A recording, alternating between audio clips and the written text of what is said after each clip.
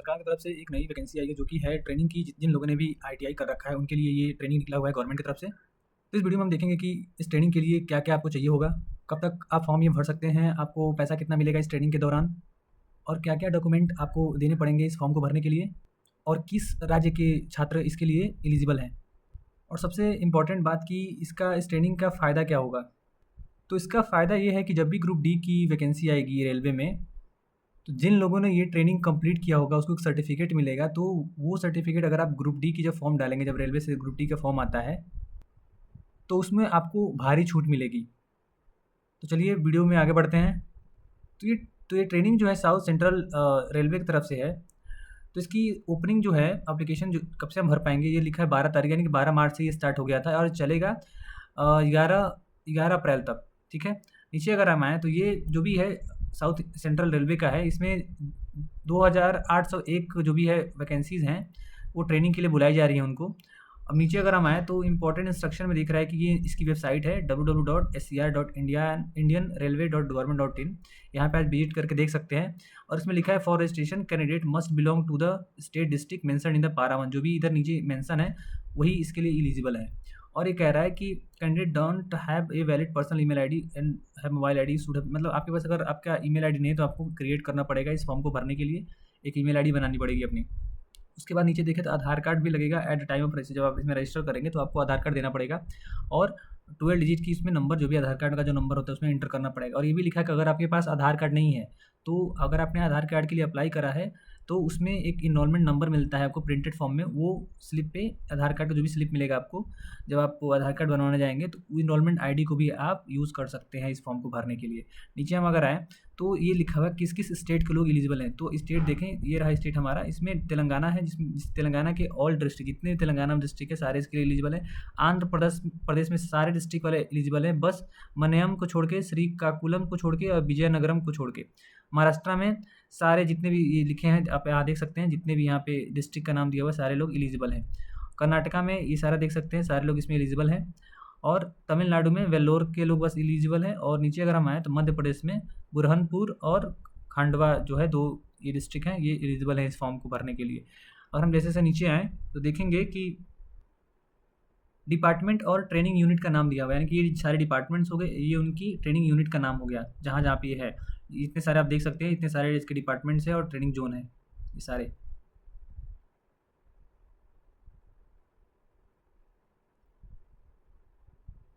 जैसे हम नीचे आते हैं यहाँ पे आपको दिखेगा ये, तो इसमें है कि एसी जो ट्रेड है, एसी मैकेनिक सारा का, इसमें एसटी के 38 है, 19 है, 67 है, इसमें 25 है, इसमें है 102। वैसे ही आप सारे नीचे देख सकते हैं जिसमें आप एलिजिबल हैं, जो आपने कर रखा है सारे नीचे। आगे हम देखेंगे कि किसमें क्या एलिजिबिलिटी ये मांग रहा है, आप किसके लिए एलिजिबल हैं। तो अगर हम देखें तो जो ट्रेड है, तो ट्रेड एसी मैकेनिक्स के लिए है, वो सिविल के लिए 0, इलेक्ट्रिकल से अगर हैं तो 334 है, मैकेनिकल का 13 है, 17 है और टोटल 251 है। वैसे नीचे आप देख सकते हैं कारपेंटर के लिए आपने अपने देख लो, नीचे ये सारे दिए हैं, इलेक्ट्रिशियन के लिए, फिल्टर के लिए। नीचे अगर हम जैसे ऐसे हैं, पेंटर के लिए भी, वेल्डर के लिए भी, और टोटल जो भी वैकेंसीज़ हैं मतलब ट्रेनिंग की, वो 2801 है। अब हम जैसे नीचे आएंगे तो देखेंगे कि कैंडिडेट लिखा है यहाँ पे, candidate must choose there priority preference for railway, यानी कि जो भी आप जब फॉर्म डालेंगे तो उसमें आपको प्रेफरेंस डालना पड़ेगा ट्रेनिंग के लिए कि आप किस रेलवे को प्रेफरेंस दे रहे हैं फॉर अपने ट्रेनिंग के लिए, जो कि साउथ सेंट्रल रेलवे से जितने भी जुड़े हैं उनमें। अब हम जैसे नीचे आएंगे, यहाँ देखेंगे रिजर्वेशन क्या है। PWBD का जो है रिजर्वेशन, ये 4% है for a person with benchmark disability and 1% for the BIHI, जिनको विजन वाला सारे दिक्कतें हैं उनके लिए 1% का रिजर्वेशन है। और यहाँ लिख रखा है कि the reservation for PWBD candidate will be adjust with in the appropriate category, जो भी URSC जितने से हैं सब बिलोंग करते हैं, सबके लिए है ये रिजर्वेशन। अब एक सर्विसमैन है तो उनमें रिजर्वेशन 3% का, यहाँ आप देख सकते हैं। ऐसे अगर हम नीचे चले तो children of decrease disabled ex serviceman including the killed and disabled during the peace time. नीचे अगर देखें तो चिल्ड्रन ऑफ एक्स सर्विसमैन, मतलब जो भी अगर आपको 3% की ये जो रिजर्वेशन वो चाहिए तो आप इन चारों कैटेगरी से बिलोंग करते हो। ये जो 4 कैटेगरी दी हुई है नीचे। अब जैसे हम नीचे अगर आएंगे तो देखेंगे कि जो भी EWS इकोनॉमिक वीकर सेक्शन से जो आते हैं उनके रिजर्वेशन क्या है। तो उनमें AWS मस्ट बी अपलोड, जो भी अपना को अपलोड करना पड़ेगा जो भी सर्टिफिकेट है, और उसका जो फॉर्मेट होना चाहिए वो इस एनएसटीआर नीचे नीचे जो है दिया हुआ है। तो आपको इसी फॉर्मेट में जो भी है आपका AWS उसको सबमिट करना होगा, ठीक है। और ये लिख रखा है कि और इस सर्टिफिकेट को जो उसी करने वाला होना चाहिए वो ऑथोराइज होना चाहिए, यानी कि उसके पास हक होना चाहिए कि वो सर्टिफिकेट जो AWS सर्टिफिकेट है उसको वो कर सके। नीचे अगर जाएंगे तो हम देखेंगे अगर हाँ यहाँ ये भी लिखा है कि अगर आप सर्टिफिकेट आप इनको रॉन्ग प्रोवाइड करते हैं, गलत प्रोवाइड करते हैं, तो वो आपको कंसिडर करेंगे एज अ जनरल कैटेगरी, ठीक है।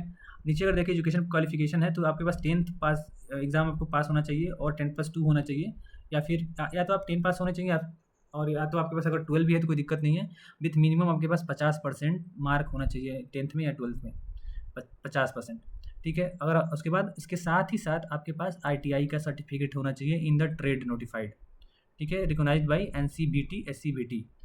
अब नीचे चलें तो यहाँ लिख रखा है ITI certificate issue by the institute affiliated with the, जो भी है जो सर्टिफिकेट है वो आपका इशू होना चाहिए कोई भी इंस्टीट्यूट हो जो कि अफिलिएटेड हो NCBT SCBT से। अगर नीचे चलें तो यहाँ पे हम देख सकते हैं जो ट्रेड है वो AC मैकेनिक्स के लिए क्या क्या यहाँ एलिजिबिलिटी दे रखा है, आप देख सकते हैं 10th पास होना चाहिए, 50% होना चाहिए कम से कम, और उसके साथ ITI होना चाहिए मैकेनिक्स में। तो ये सारा जो है 10th SSC 50% सारे में सेम है, बस जो ITI की डिग्री है जो भी आपके उसमें अलग अलग जो भी ब्रांचेज होते हैं वो दे रखा है। जैसे यहाँ कारपेंटर ट्रेड के लिए चाहिए कारपेंटर के लिए, और ये कंप्यूटर के लिए आपके पास ये सारी चीज़ें चाहिए, computer operating and program assistant होना चाहिए ट्रेड उसके नाम पे। डीजल मैकेनिक्स के लिए डीजल मैकेनिकल ट्रेड होना चाहिए। वैसे आप नीचे सारा देख सकते हैं, मैंने हाईलाइट कर रखा है, ठीक है। जैसे इसमें हमें ये वाला चाहिए तो आपके पास ये चीज़ें होनी चाहिए इस पर्टिकुलर में अप्लाई करने के लिए, इस पर्टिकुलर ट्रेड में अप्लाई करने के लिए आपके पास ये सारी होना चाहिए जिसमें आप अप्लाई करना चाहते हैं। वैसे आप वेल्डर में देख सकते हैं आपके पास ITI इन वेल्डर ट्रेड होना चाहिए। अब ये कह रहा है कि engineering graduate and diploma holder are not, यानी कि जिनने भी इंजीनियरिंग किया है और डिप्लोमा किया है वो इसके लिए एलिजिबल नहीं है, अगर मतलब वो नहीं भर सकता है फॉर्म को। और नीचे देखें तो ward dependent of railway employee may be also, जो भी हैं वहाँ के वार्ड हैं जो, इसका मतलब है जो भी अगर कोई भी जिसका अगर आपके पापा या फिर घर में आपके कोई भी रेलवे एम्प्लॉई है तो आप इसमें डायरेक्ट अप्लाई कर सकते हैं, रखा है इन्होंने, मे आल्सो अप्लाई डायरेक्टली। नीचे अगर हम जाएँ तो इसमें हम देखें कि एलिजिबिलिटी कंडीशन क्या है, तो एज जो होना चाहिए आपके 15 से लेके लिख रखा है 24 के बीच में होना चाहिए, यानी कि आप 15 से ऊपर और 24 से नीचे होने चाहिए। 15 साल के हैं फिर भी आपका एलिजिबल है, और 24 साल के हैं तो फिर भी 24 साल से ऊपर नहीं होना चाहिए आपका एज जो है। ST/SC के लिए रिलैक्सेशन है 5 ईयर का, यानी कि अगर आप 29 साल के भी हैं फिर भी आप भर सकते हैं इसको। ST के लिए या SC के लिए यहाँ देख रखा है कि जो है ये 3 साल के लिए है, यानी कि अगर आप 27 साल के हैं फिर भी आप इसको भर सकते हैं। अब नीचे अगर हम चलें तो ये है PWBD का जो कि है 10 साल का रिजर्वेशन, यानी कि 10 साल अगर उस एज जो कंडीशन दी हुई है 24 साल, अगर आप इसमें 10 और ऐड कर दें तो अगर आप 34 साल के में फिर भी आप इसको डाल सकते हैं। अगर आप इसमें दे रखा है, यानी कि इसका मतलब अगर आप डिफेंस फोर्स में थे तो अगर एक सर्विस मैन थे, यानी कि पहले आप इसमें काम कर चुके हैं गवर्नमेंट के लिए डिफेंस सेक्टर में, तो आपको 10 ईयर का रिलैक्सेशन मिलेगा। और यहाँ ये भी लिख रखा है कि no upper age relaxation for the children, यानी कि उनके बच्चों के लिए कोई रिजर्वेशन यहाँ पे नहीं मिलेगी। अब यहाँ पे देख सकते हैं, यहाँ पे लिख रखा है कि आप कैसे डेट ऑफ बर्थ के अकॉर्डिंग आपका जन्म किस किस सालों के बीच में होना चाहिए। जैसे EWS जनरल के लिए दे रखा है कि आप 11 से 2 मतलब 2002 से 11/4/2011 के बीच में आपका जन्म होना चाहिए, तब आप इसको भर सकते हैं। वैसे और सारे लोग अपना अपना देख सकते हैं इनके बीच में जिनका जन्म हुआ है वो इसको भर सकते हैं।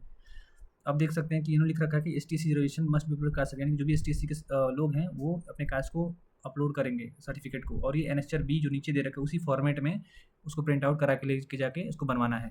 OBC वाले को भी NSR-C में दे रखा है, सेम फॉर्मेट निकलवाना है, प्रिंट आउट लेना है और इसी में अपना OBC सर्टिफिकेट बनवाना है।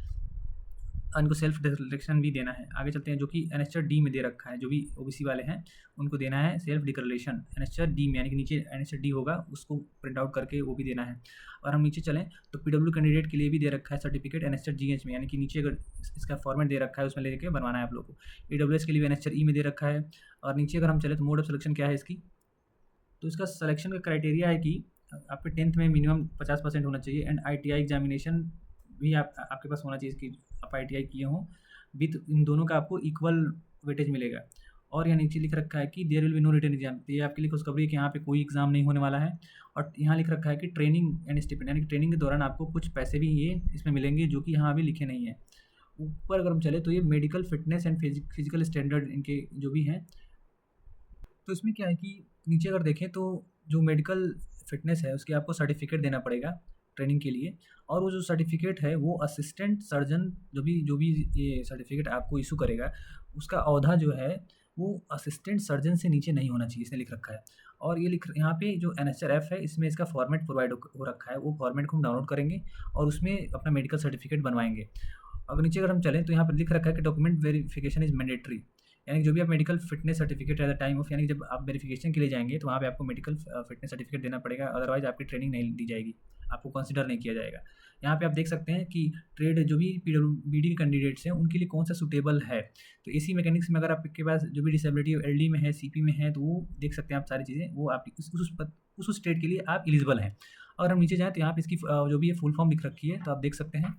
अगर हम और नीचे चलें तो जो भी है यहाँ पे एप्लीकेशन फ़ीस वो 100 रुपये है, और ये जो एप्लीकेशन फ़ीस है जो 100 रुपये, वो आपको कैसे आप दे सकते हैं, वो UPI के थ्रू दे सकते हैं, क्रेडिट कार्ड के, डेबिट कार्ड के और नेट बैंकिंग के थ्रू भी इसको आप पे कर सकते हैं। अगर हम और नीचे जाएँ तो यहाँ देखें कि नो फ़ी इज़ रिक्वायर्ड, यानी कि कोई फ़ीस ST/SC कैंडिडेट को नहीं देना पड़ेगा, और फीमेल ट्रांसजेंडर को भी कोई फ़ीस नहीं देनी पड़ेगी, और PWBD कैंडिडेट को भी कोई फ़ीस नहीं देनी पड़ेगी। नीचे अगर देखें तो इसने लिख रखा है how to apply step by step जो भी ऑनलाइन एप्लीकेशन, तो ये बता रखा है कि कैसे सब एप्लीकेशन को आप फिल करेंगे। तो अगर आप चाहते हैं कि मैं इस पे एक वीडियो बनाऊँ कि कैसे इस फॉर्म को आप भर सकते हैं, तो कमेंट सेक्शन में कमेंट ज़रूर करें कि।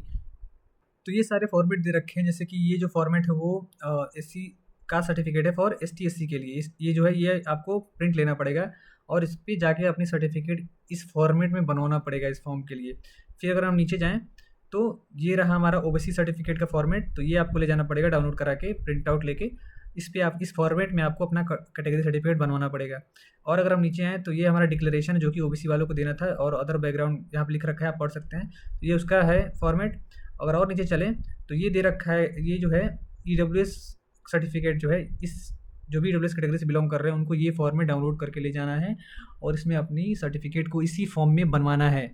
आगे अगर चलें तो नीचे अगर देखें तो ये है मेडिकल फिटनेस सर्टिफिकेट, तो ये भी आपको बनवाना है जब आप वहाँ पे जाएंगे ट्रेनिंग के लिए, डॉक्यूमेंट वेरिफिकेशन करवाने के लिए, तो वहाँ पे आपको ये देना पड़ेगा मेडिकल सर्टिफिकेट, इस फॉर्मेट में ही आपको बनवाना है।